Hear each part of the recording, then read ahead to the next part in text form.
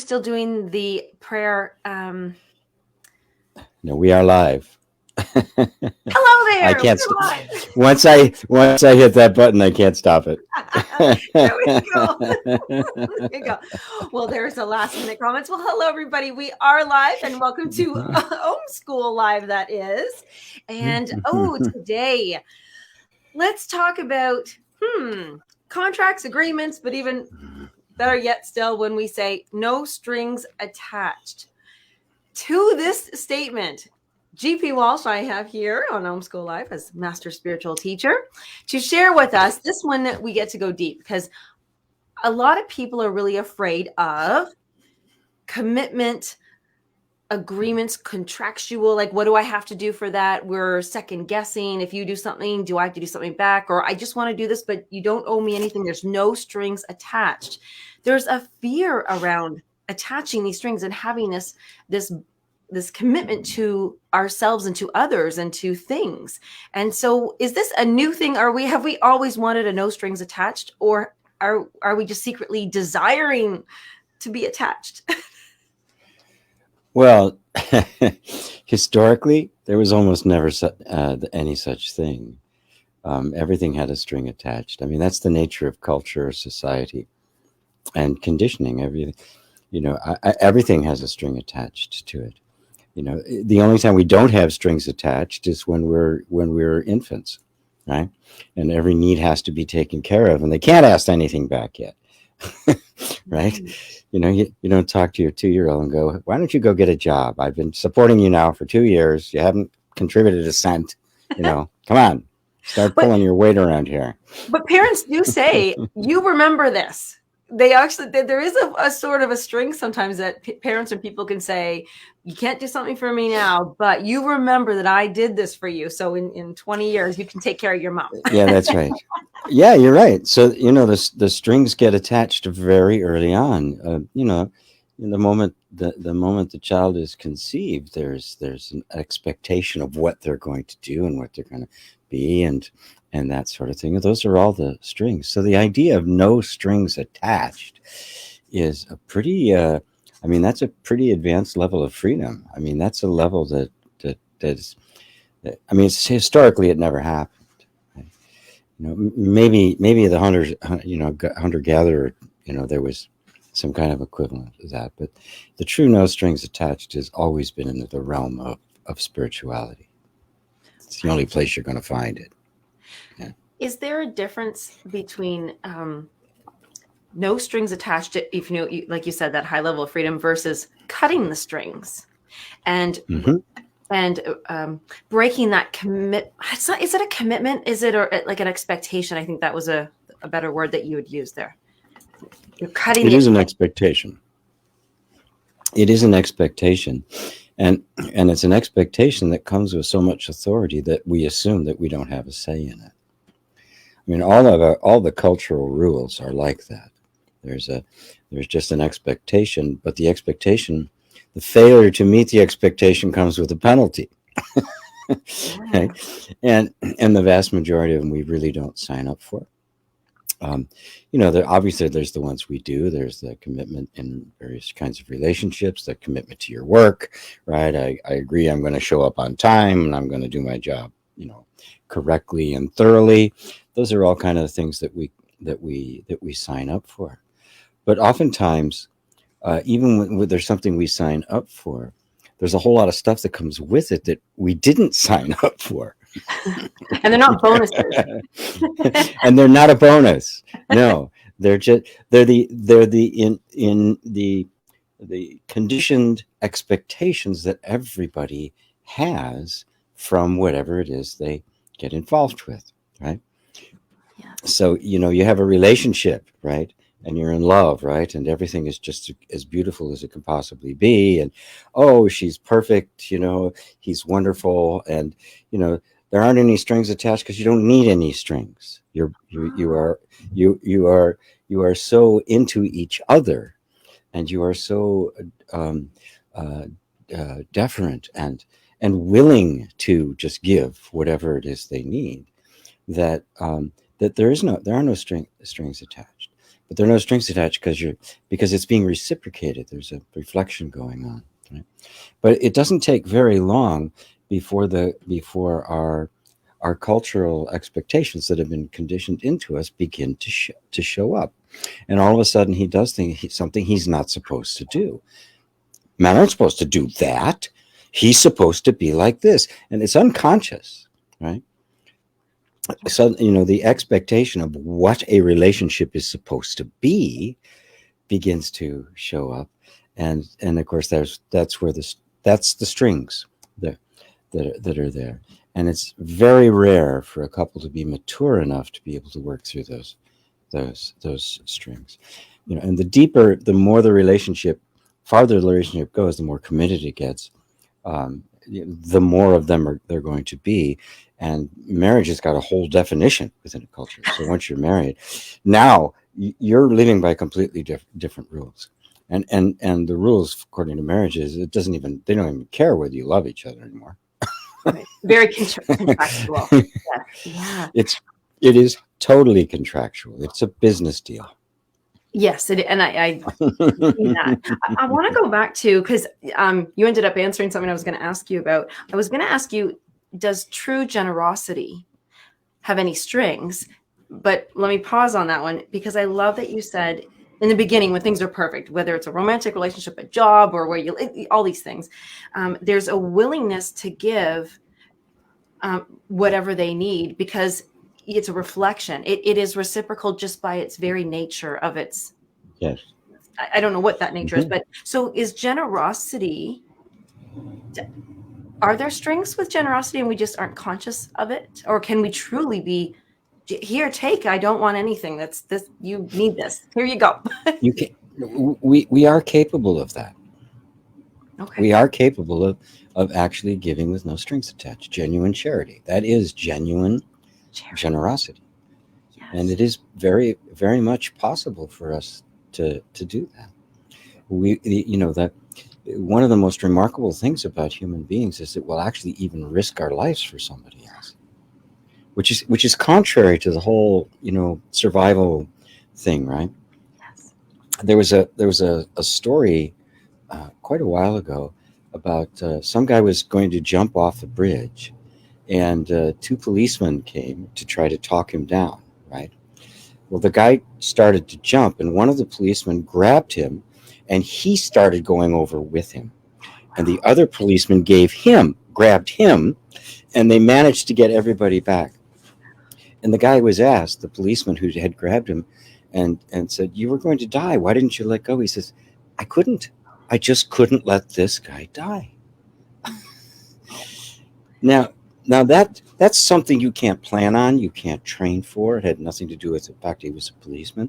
It's just something in us human beings goes beyond our basic instinct of self-perpetuation, right? Or the perpetuation of the tribe. Now, this is a total stranger. It's not like you're giving up your life for your family, right? You're standing in the way of danger. A total stranger. Yeah. Who was wanting to end his life, and he said, "Completely forgot. I didn't even think about it. Didn't even cross my mind." We are capable of this as human beings. We have not created a culture that has allowed that to flourish. Culture is exactly the opposite. Culture is restrictive by nature. Okay. Oh, okay. It's restrictive by nature. Okay, that was going to be, so I was wondering, okay, so has there ever been a culture? Is there because you're good at history here, so does there exist a culture that is truly charitable, generous, no strings, but sure. And, yeah, and how why are they, sorry? And why are they, how is that culture sustaining itself? And we have so many cultures that aren't. Well, it happened with the invention of the idea of property, when we needed to own land rather than just work with it. When we became divorced from nature, we became divorced from our own nature, right? The hunter-gatherers. If you didn't have a blanket and I had 3, I gave you one. It's just, of course, makes sense, right? there were obviously rules. That's the nature of organization. You can't show up with golf clubs to a baseball game. I mean, there are rules, right? Otherwise, you're not even in the game. Um, but those rules grew out of nature itself and our relationship to nature and our own nature. It was always acknowledged. So there was a balance between the individual capacity and the needs of the individual and the needs of the culture as a whole. But when we went agriculture and suddenly land happened, then the idea of property happened, right? Of more than just what I need. And out of that grew the idea of wealth. And culture took on a different meaning. It took on a more stratified, it became more specialized, it became uh, more based in rules and became about the most important thing, protecting your property. And your right to property became sacrosanct, even if somebody else was starving. And that's where we are now, right? Jeff Bezos and Elon Musk, they have an absolute right to their $100 billion, while there's literally tens of millions who are barely surviving at all. Now that's insane. Yeah, when you had said it's the need of the culture, we were. I hate to say this. I'm sorry, everybody listening and watching, and I don't mean to throw you under the bus here too with me. But is it because we've all agreed? We've all agreed to the need of the culture, and we're all in agreement that we are protecting our properties to our owner, whatever we think we own, so much that we want to say, I'm going to protect myself. I own myself. I want to protect myself, my status, by saying no strings attached, so that I don't know you and you don't know me and I can do anything I want. And if that is correct, what are we breaking and ruining or losing by doing that? You can't go to the opposite extreme. Every man for themselves. We have that now, the cult of the self, and that just everything in its path. The pendulum is swung back, so it's only about me.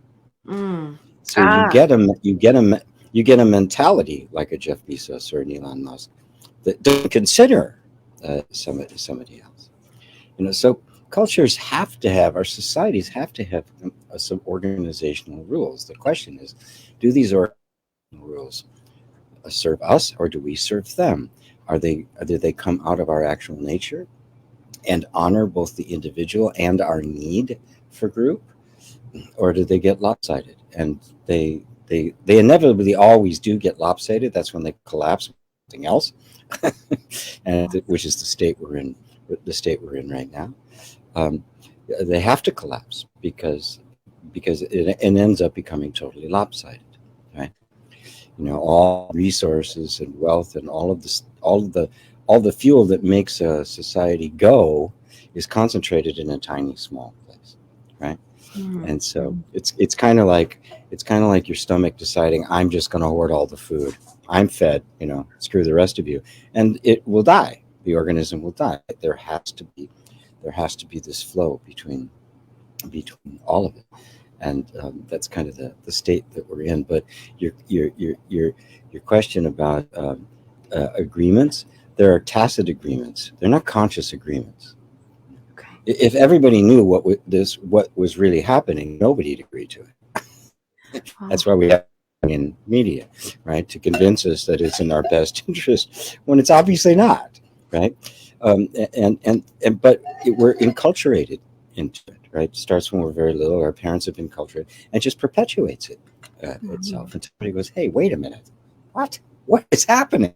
Right? And very few, and sometimes they're dangerous enough they get burned at the stake. Other times they're a Gandhi, and they make an enormous transformation. But this is, yeah, none of it's agreed upon. When you become conscious, that is, you wake up to a certain extent, then you get the ability to choose. Then you can begin to discern. But you can also perceive at that point exactly how enmeshed and stuck we actually are. Yes, when you turn the lights on in a messy room, you see the mess, and you're like, okay, great, I get to see what's in this room, but wow, what a Wow. Yeah. mess. Yeah. Boy, have I got a job ahead of me. Or Yeah. maybe, or maybe the job is, okay, I'm going to have to demolish this room and build another one. Right. Yes, some big decisions have to be made to let go of it and say, I'm not even stepping Correct. into this and doing this. Um, I when we're talking, see, it was so fun. I just want to share with everybody watching. Yesterday, we were able to do a beautiful, wow, GP really put on a guided meditation and self inquiry that was really beautiful and helpful. And if you guys want to check that out, I think it's also no, you have to go over to EWN, I think, for that one. We'll let you know where Yeah. we can put it up. It's really helpful, and we took it in a different direction about no strings attached, and I will bring it around because there's something lacking when us humans with our conscious loving and self say no strings attached. It almost feels if I were to say that to UGP, yeah, no, I'll do the show with you, but no strings attached, right? So to me there's a fear, there's yes, that protection, but there's also a lack of trust in myself and you or where it's going. Like it's like I'm hiding or running from something if I were to say that. Can we talk about that? Like what is it we are lacking so much to not be able to just want to say yeah, totally strings, whatever strings, let the new strings build. Well, if they're conscious, it's not the strings attached. The strings are always are invisible. If somebody gives you something, but they really are expecting something in return, right? So then it's not really a gift; it's a deal, right? Now, Ah, if it's conscious, and you go, okay, I'm going to give you this, but I need this in return, and now you have two people agree. Well, it's not a string anymore. It's just it's aware, right? The the that metaphor of the string attached comes from putting like a little piece of food on a string, right, to catch a mouse or an animal or something like that, right? They go on and they chase it, right? and you and you're reeling them in because you're not really giving it to them. You're trying to get something from them, right? uh, and that's really, it's the whole motivation behind it. um, mm. and and a lot of people act like that. I mean, my my whole childhood, I never had anything that didn't have a string attached to it. Did you choose not choose that Hmm. Oh, I want to be careful if I question. But as a child growing up, why did you find yourself in situations that did have strings? Well, because I was taught that very young. My mother had a string attached to everything, and so for me, I just assumed that there are always strings attached. So everything was going to be a deal. Nothing was actually freely given. um, and oftentimes you just had to do manipulation or pretend or become invisible. There were all sorts of different ways of trying to avoid it, right?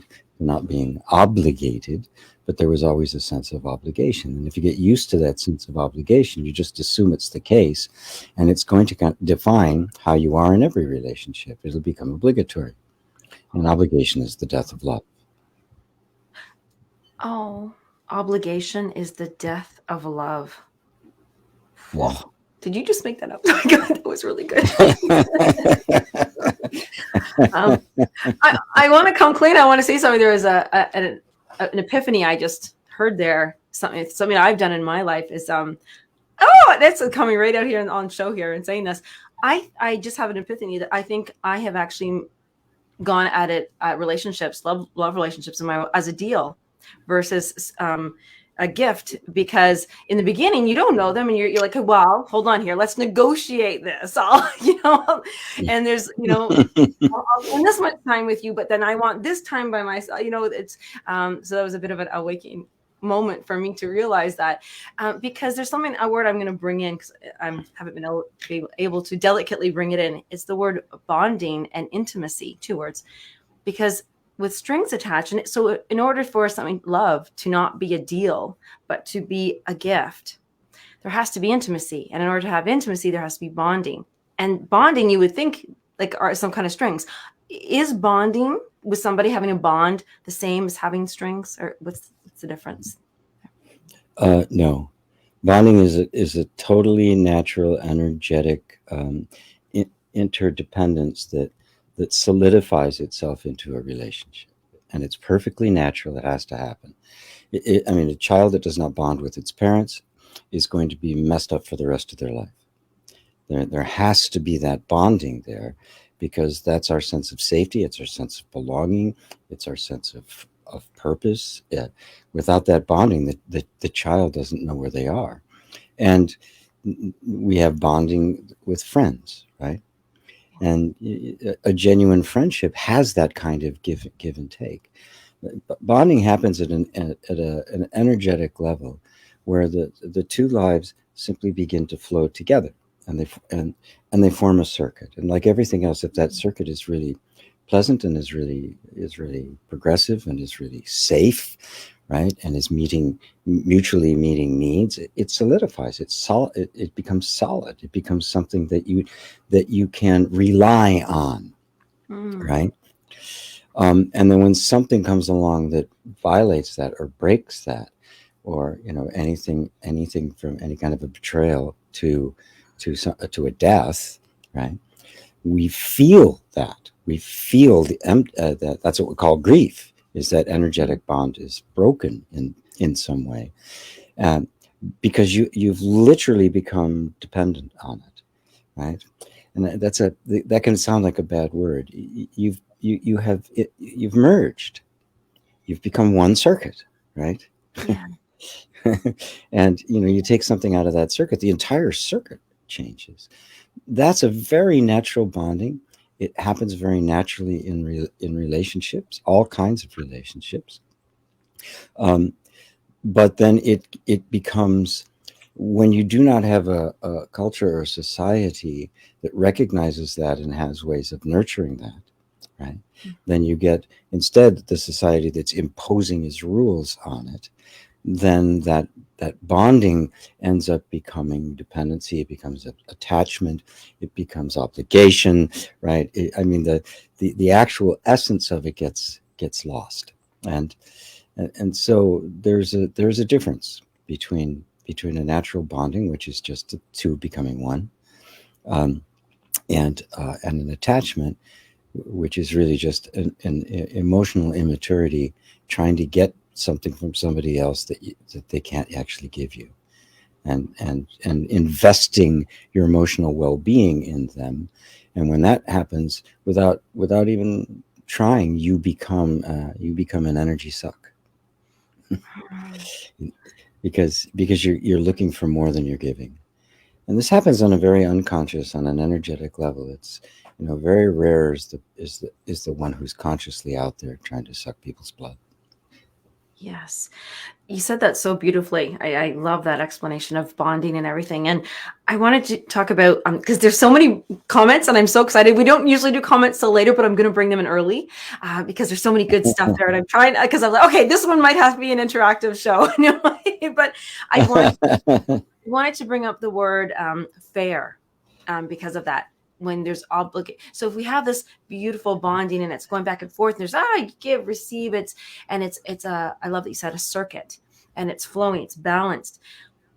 The word fair, like when something becomes when we witness something and we think that's not fair, it wasn't a flow, it wasn't a circus, or they feel that they've been treated unfairly.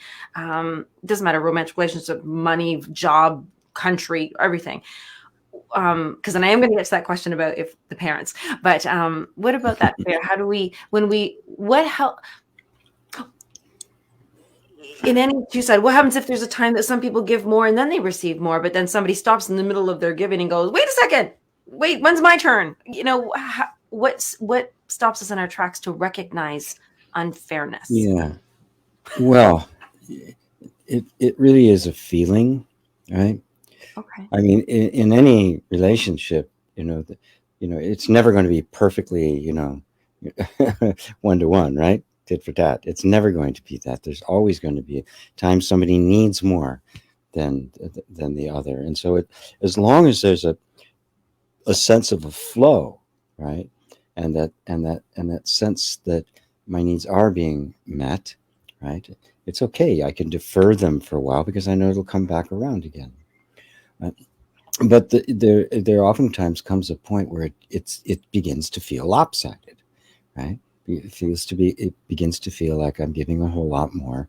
The circuit has become, I've become too much of an energy source and I'm not being replenished, right?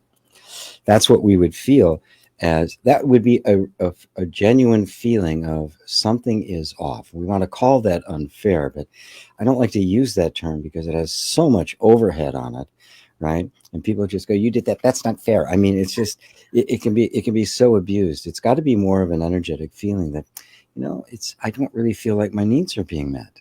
Okay.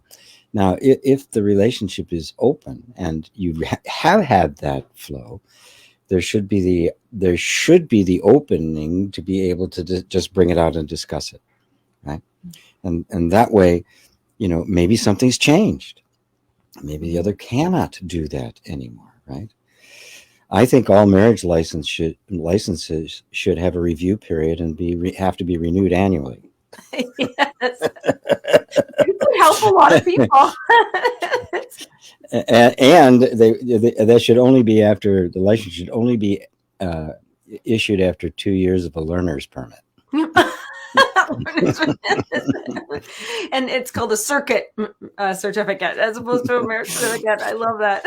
That's correct. It's a circuit certificate. We're going to certify this circuit, for a year. Then we'll have to come back and we'll inspect it and see if it's still viable.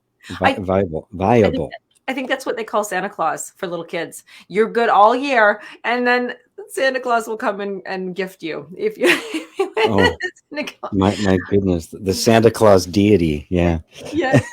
Let's go back because this fits in perfectly right now because there's so many beautiful things. There's one question I was going to ask this about a comment. If we are not bonded with and feel that when we're okay, what do we do, Melissa? Thank you, Melissa. What do we do when there was no bonding with our parents?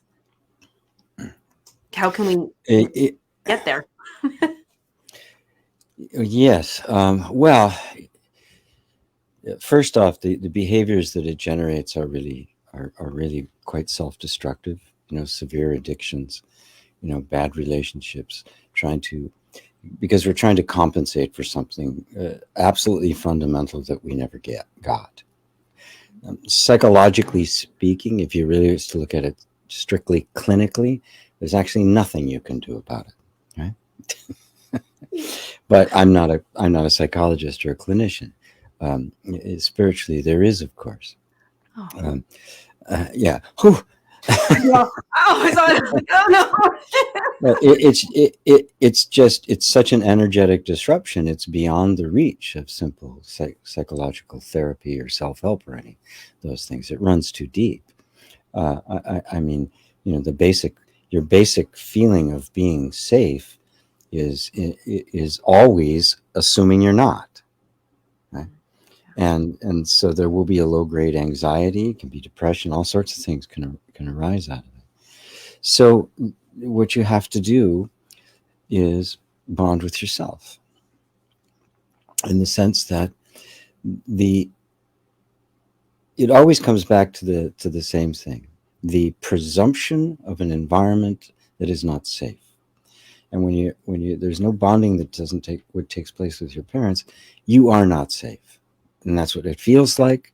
That's the assumption. That's your entire life is based on the assumption, I am not safe, as an absolute ever-present fact, not a temporary condition, an absolute fact.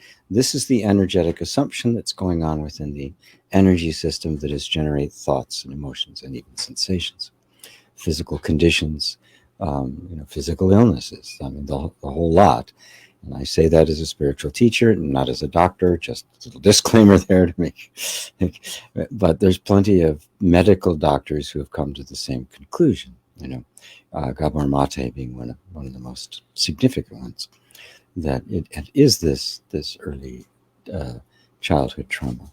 And that's just a world-class trauma. You did not get the nurturing that would show you that you are safe and the world is a relatively safe place to be. So for you, the world is not a safe place, right? So what would be the antidote? Well, obviously, to be safe, to begin to be able to feel safe. Now, for most people, they hear that and go, how can I do that? The world, look at the state of the world. Everything is going to hell in a handbasket. How can I possibly achieve that? Or I'm struggling with this or that. It has nothing to do with external conditions. One of the repercussions of that lack of bonding is a grasping, trying to compensate externally, right? And and also even more subtly trying to compensate through a religion or even through a spiritual practice. Even the pursuit of enlightenment can be a compensation for that lack of safety that left you basically rudderless in the middle of the ocean. So how do you create that environment of safety, the inner environment of safety? That's the question. And of course, that is what I teach all day, every day. That's you have to start by simply listening, be willing to listen to your own feelings without judgment. I have a big question about the self bonding, because people are thinking, okay, oh my God, it's through this spiritual, this self inquiry, this self bonding. It's very different though than, well, then I'll do it by myself. I will rely on no one. I will, because I just want to have some clarity around that. It's not to be, oh, I'm independent and I don't need anybody. So self bonding isn't replacing everybody else on the planet. That idea that I don't need anybody is part of the compensation, right? Because I can't get it. Well, forget it. It's sour grapes, right? I never wanted it anyway. I don't need that. And it's not really the case. It's not really the case. We do need that, but we need it we need it coming from the healthy place where it can actually be nurturing, rather than be a compensation, which is an energy drain for everybody, right? So it has to start with a genuine kind of self-acceptance or unconditional love, genuine self-compassion. It has to start with that. And this is my big complaint about self-help and personal development and all of that sort of stuff, is that it does, although it's well-intentioned, it does exactly the opposite. It's just reminding you you're not good enough and you got to fix yourself and you got to take this class and you got to do these things. The underlying assumption is exactly the same as you experienced as a kid. You weren't good enough, and and you tried to prove that you were, and now we have self-help, so now we're beating ourselves up with self-help. The net effect, as far as the energy system is concerned, is it says, I'm still not safe. The environment hasn't changed a bit. The players are different. The environment's the same. They're doing the same thing, right? Hello, mom. Hello, dad. You're everywhere, right?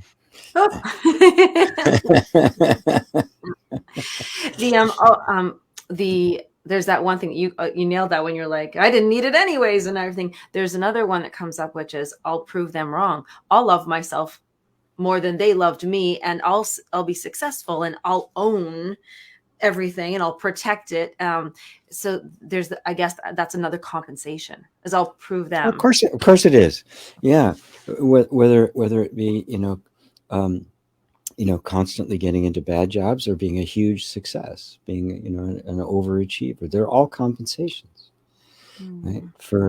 Because they're external. This cannot be met. This energetic disruption cannot be met by anything external.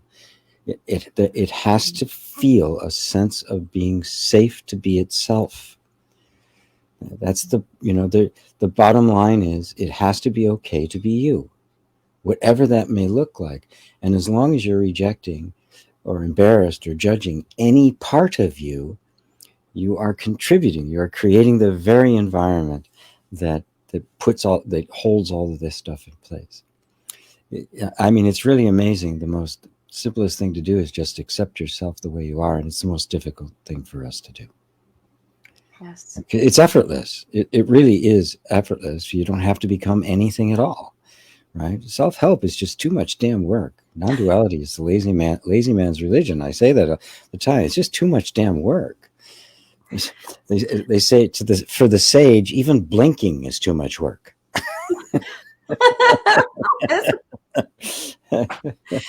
Oh, but self-acceptance to just let it be exactly as it is, whatever it might be. What could be more easy than that? But our resistance to doing that, because oh my god, I'm always going to be like that, because you've got this image of yourself in your mind of this horrible person that you're trying to make better, and you're afraid if you stop trying to make them better, that you're going to just remain this horrible person. And I say, accept the horrible person and see if they're really horrible. Or if you just thought they were. And that's not a perception shift. It's a true that's not perception. It's not like a turning into something. It's literally a different feeling. It's literally seeing inward as opposed to judging it by external views and opinions and thoughts. And correct. It's not just taking on a different opinion of yourself or a different view of yourself or a different version of yourself. It's actually seeing yourself. Yeah. And in the process, you find that all the things that you didn't like about you and you have been rejecting, that have been holding this in place, were all the things that your parents and teachers didn't like about you. And so you just took their side and started rejecting it for yourself. You just assumed that these were bad characteristics. And they weren't. They never were. They were just characteristics of you. And this is the realm of self-acceptance we have to get to. The difficulty is because we've got all sorts of layers that assume that these are bad behaviors, that they shouldn't be allowed to come out. And so we've become incredibly good at suppressing them and compensating for them and even keeping attention away from them. I mean, we don't even want to go into the room, right? Yes. You reminded me of when you're little and you say, you always take their side. And it was like, now we're always taking society's side, and not the self side. Right. We are always taking the side of the energetic assumption, right? And the energetic assumption is there to try to protect you, because the energetic assumption is you really are a mess. And if you knew how much of a mess you were, you'd die. And so it's trying to keep you from looking at it. That's why it's so clever and so it's just so adept at distracting you and keeping you anywhere it possibly can, because it's legitimate. It really believes that these things cannot come out or you will die. And so to create that environment of safety, right at any level, right, begins to open up that space. So finally you will have access. You'll be able to go through that fundamental idea that you're a mess and find on the other side you aren't, that the mess was created by the conditioning, and you're actually working your way back through the conditioning to the original innocence that is not a mess. It's absolutely beautiful. It's just beyond what can be described. I will take that opportunity to invite anybody. If you want to find out how just a mess you are, please get in touch with me.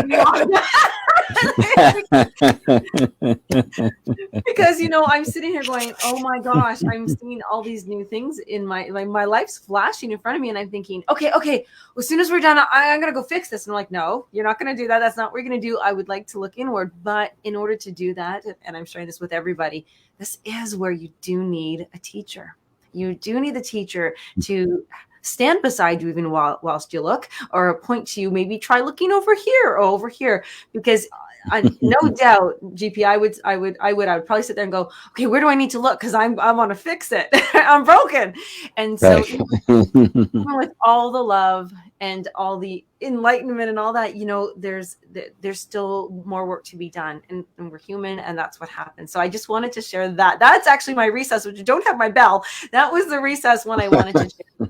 having a personal session with GP is like, I get to sit here and ask questions, and I'm trying to take everybody's, and then we're going to go to the comments after. But it really is something different to be able to sit and ask GP and say, okay, this is coming out. This is what I'm feeling. And then where do I go? What do I do? And feel safe doing it. So really, really want to I'm totally promoting, and I'm saying that. So please go and book a session with GP at gpwalsh.com to book in with him. That time together is, yeah, it's just life-changing. So I wanted to say that. And so now, GP, this is going in so many directions I couldn't have imagined. So I want to take the time to go look at some of the questions that I was been going through this.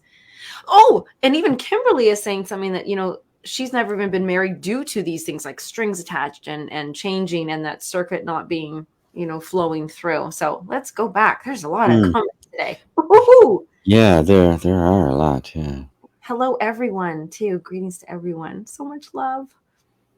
And Kimberly's here for 2 days in a row listening. And Jay. Okay, so Amana, I don't know that name. That's familiar for me. So genuine generosity comes with a price as well. Oh, okay. So because most have had an embedded conditioning that nothing is for free. What a great saying to bring up. Thank you. And so the price is being coerced into playing it tick for tack. Nothing's for free. No, there's no such thing as a free lunch. Isn't that a book? That's right. That's right. Yeah. It's a very old statement, and it's simply not true. We play by those rules, and we just have to be clear when it isn't generosity. It's a business deal. It's a transaction, right? Yeah. I mean, I'm happy to give things away, right? At times, sometimes just because I don't need them, sometimes because they need them more than I do. Just, you just do it, and it is natural for us to do it. But there is this idea that there's always going to be a string attached, and for a lot of people there will be. A lot of people that you deal with, there always will be a string attached. They're not doing it out of the goodness of their hearts. I mean, this is really true. All of the major foundations by billionaires and big companies and the like are really tax havens where they can control certain aspects. It's not charity. It's not generosity. There are all sorts of strings attached to it, right? So it's a fraud. But that's the particular mentality of those people, right? This is the way it is. There's no such thing as a free lunch. Everything is a business deal to these guys. You don't get out of bed in the morning unless it's going to make money. Yeah. Can you be generous and hold an expectation, but it still be generosity? Like, could you say I do something and I think, well, that was really nice and there's no strings, but then later on, if I did need help, I think, well, I could call upon them because of course they would help me out. Like, is there, I guess, different levels of? Yeah, it's not cut and dry. Right. Right. If there's a friendship there, it should go back and forth. It's just when it gets lopsided that it becomes a problem. And it's when we don't know there's a string attached, and all of a sudden it becomes tick for tack, as she said. You find yourself being coerced in it. There's an expectation. And so, well, I gave that to you. You have to do this for me, right? I mean, that's at times like that, you say, well, that was not the deal. I thought it was just a gift, and I'd say, here, take it back. Hot potato. Take it back. I thought it was a gift, right? If it's a business deal, well, that's different altogether. And sometimes, we're in a position where we have to do that. If you have to get a job or something like that, there's sometimes but again, as long as it's conscious, and I'm doing this because in this moment I have to do it, right? When it's unconscious is when it really becomes a problem, because now the expectations are all under the surface. We're not aware of what the expectations are. And that's the nature of the strings. When it's strings attached, it means that it appears to be one thing, but it's something else, right? That's, you've got the cheese on the end of the string, right? Yes. And that's what we have to be aware of. Now, one of the ways in which we can try to avoid that is to just cut it off completely. Just avoid relationships, just go to the extreme, which the nervous system is quite happy to do. The safety mechanism is quite happy to do that, right? Because it guarantees safety. And the safety mechanism is not concerned with happiness or love or romance or any of that kind of, or intimacy or friendship. It's not concerned with that. It's only concerned with safety. So it will always go to the most extreme position. And this is where you have to reconcile with it. You have to kind of, okay, you're going to keep me safe, I know, but we're going to have to do it a little differently, right? I don't want to just be locked in the basement. It's safe down here, but it's dark. I'd like a little bit more. I want to have safety and freedom at the same time. This is the inner negotiation that takes place. This is the inner bonding, the inner reconciliation that needs to take place in order for the safety mechanism to kind of find a different way of keeping you safe, a more balanced and flowing way of keeping it safe. So going to the extreme, I'm never going to have another relationship, right? Or always being really strict about what the relationships are, or keeping people at arm's distance, however it might manifest itself, it's always about building a particular kind of wall. And eventually that wall will go from being a protective wall to being a prison wall. Oh, that was good too. Sorry, go ahead. I'm wondering about extremes. If someone finds themselves in an extreme, and I'd have to go back now. I remember seeing the word addiction. I saw it. Where is it? I've had an addiction problem for a very long time, learning to love myself and let go. It's only hurting me in the long run. Need to fill my hole with positive instead of negative actions. I didn't know about that. I just saw the word addiction. It reminded me, because that's an extreme. If we were to say, all right, I recognize I'm doing an extreme. The pendulum is swung. The thing is lopsided. Okay. That is when inner reconciliation, we'll talk about that in a second, is needed, because we can't just stop the addiction, because the addiction actually isn't the problem, because at the moment the addiction is our solution. Is that correct? Correct. That's absolutely correct. I love Gabor Mate's definition of addiction. He says it's any behavior that brings temporary relief but has long-term negative consequences. Oof. Yeah. Any behavior. So, I mean, there's the obvious addictions of the heroin addict and that sort of thing. But then, shopping, looking at Facebook, cruising the internet, pornography, buying stuff online. I mean, and our culture, because it is so sick, it is psychopathically sick, all it continues to do is feed those addictions. It is not the least bit interested in trying to cure them. And so we have just ample opportunity to find yet a new addiction that can be. But yes, it is a solution. It's a short-term, temporary solution, right? That at the time is when I started doing drugs a long time ago. I was 15 years old. Somebody brought some Acapulco Gold to band practice, and for the first time I could remember in my entire life, I felt relaxed. I had no idea how tense I was, just because the home life and that sort of thing. It was like, and no wonder it became my best friend, right? No wonder it was just, drugs are it. I mean, I was an evangelist. It was a solution, and it was a quick one, and then a really super big. And it was just like, boom, there it was, right? And then, again and again and again. And after a while, then the long-term negative consequences become more predominant. And if you don't have some means of like stepping in to get to solve the real problem, right? I mean, you're basically scratching your nose when your arm itches. So the effort is correct, but the location is wrong. So you need to there has to be a way to get back to the real deprivation, the real pain, the real trauma that this addiction was giving a temporary relief to. And there really is no other way to do it except through the various kinds of the various kinds of techniques that I teach, inner reconciliation being the heart and soul of it. And it's interesting, Gabor Mate calls his technique compassionate inquiry. Oh, I like that. But I know enough about it that it's very similar to inner reconciliation. In that it's just there's this an engagement with yourself to become self-accepting, to inquire into these things, so that and it's been demonstrated time and time and again when it goes through that even the most severe illnesses, I mean, stage 4 cancer gets cured, or at least Yeah. an enormous amount of relief, because these energetic traumas, I mean, they affect every aspect of your life.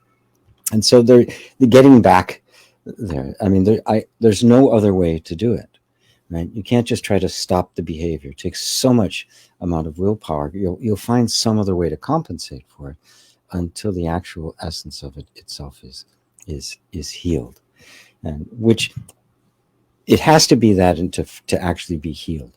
But sometimes the behaviors may be extreme enough that you may need some professional help, right? If it really is destructive, like alcoholism or smoking, or some kind of drug, that really is an obvious direct threat to your health, you should just seek out some professional help to get to the point where you can even do an inquiry. Yes, that is a beautiful invitation, and I was wanted to share.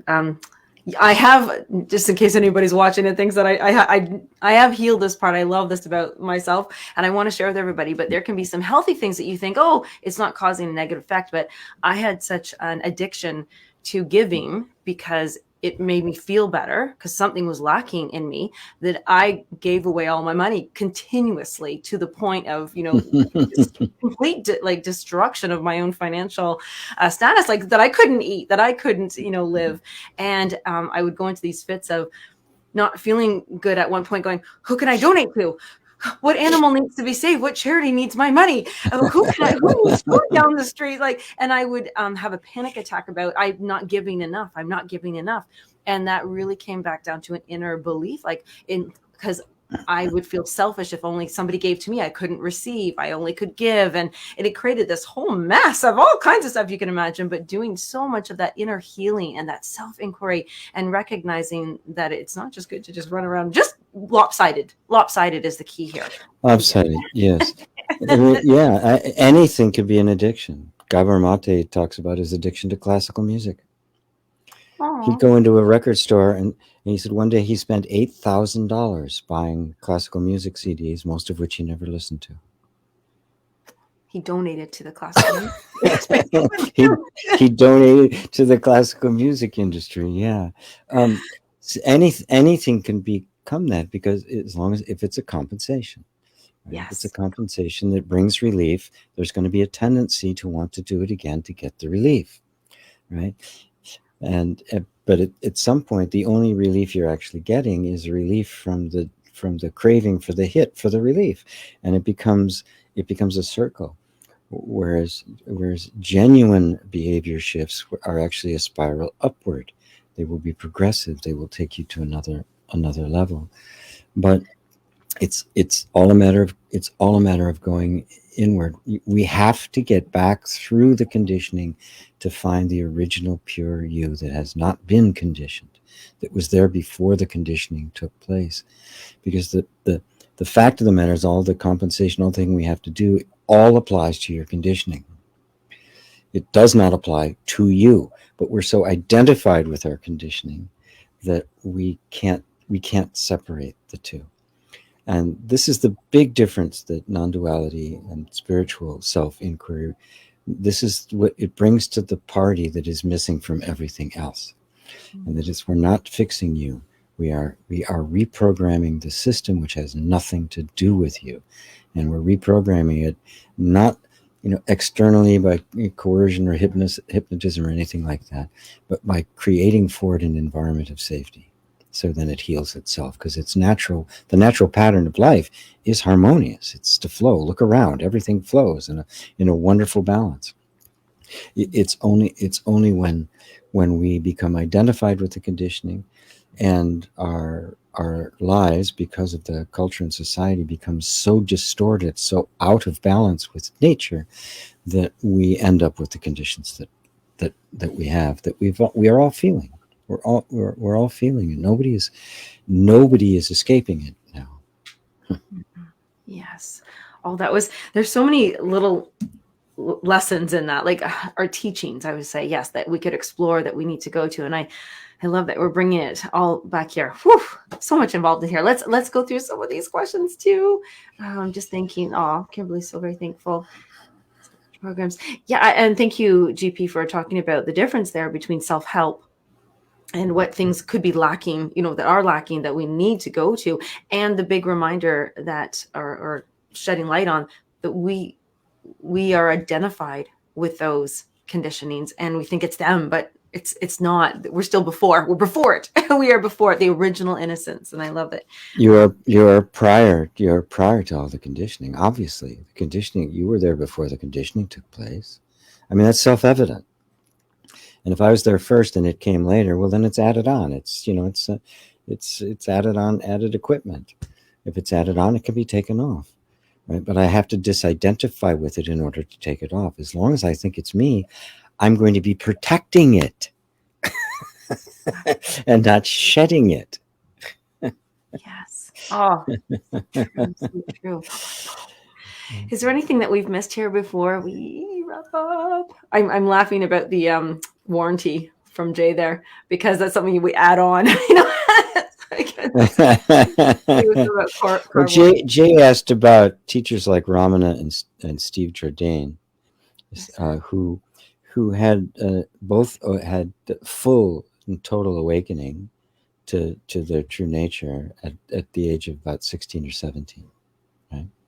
And his question was, would their upbringing made an impact on their awakening? Ooh. They exhausted vasanas in previous lives, and so the perfect time for the awakening. It's both. It's interesting because there are similarities in their families. In that Steve Jourdain's family they were atheists and communists, right? They had nothing to do with religion, so they weren't dogmatic or ideological. There was a freer attitude, and he was exposed to some bigger ideas. Ramana, I can't remember what his original name before he was called Ramana. His parents were also, it was not all that religious. They were not steeped in anything in particular, right? And so there was an intellectual environment in which they could explore, and they both had a critical moment where some idea just absorbed them so much they completely fell into it, to the point where it was intense for both of them. They commented at times they were almost passing out. They were holding this thing so intensely, and they were doing the inquiry so intensely and sharply that it eventually cracked the entire thing wide open. But I would have to say, absolutely, there was a preparation for this prior to this lifetime, that brought them to the point where they could both be in it, be it at that level of intensity, and be right at the edge for the bubble to burst. That doesn't happen overnight. That's so interesting to think about. All the experiences, not work, but experiences that we've had before this experience. It's all the layers. Yes, have all contributed to this, right? Mm-hmm. Everything we experience as life is not something that's fixed in time. It's not an isolated event. It's a very long series of causes and conditions. I mean, nothing exists separate from the causes and conditions. There, in fact, aren't even any things. We said that we think of the cloud as a thing, but what is it?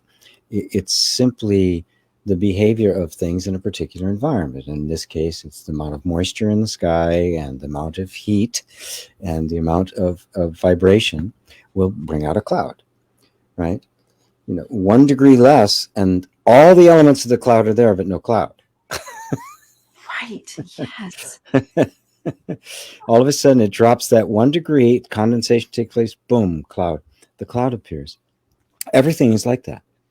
Absolutely everything is like that. There's this, everything is just the appearance of a functioning, and the functioning never stops. This is the flow of the flow of life, including your own life. Your life is simply a flow of emotion, sensation, and thoughts within particular patterns. When we identify with those patterns, we're stuck in it. We ourselves see ourselves as fixed.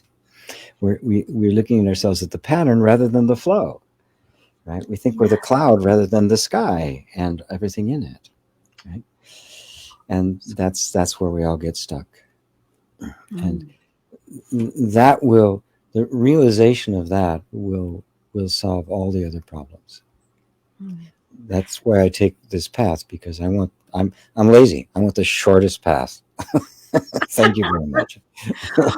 Well, I really love that. What's a beautiful place to end on is that, to see ourselves as the pattern, or not the pattern and the flow, but we're not the pattern, yes. We are the flow. Yeah, we're the flow. The pattern that forms is temporary and transient. The flow is forever, and you are that. I feel like this is such a big school class lesson today on Om School Live. My gosh, I loved it. Thank you, everybody, for being here with us, and the questions and the comments and the sharing, because that's really helpful for all of us. It's bringing up stuff for all of us as we see this, whether you're on replay or not. But if you could give us a like, a thumbs up, or hearts, send a message, comments, all those good things. But more than anything, just go to gpwalsh.com, because we want you on the light letter.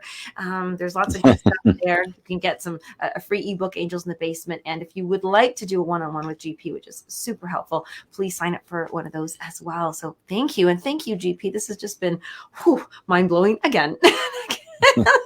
Bye, everyone. Thank you, everyone. Bye-bye.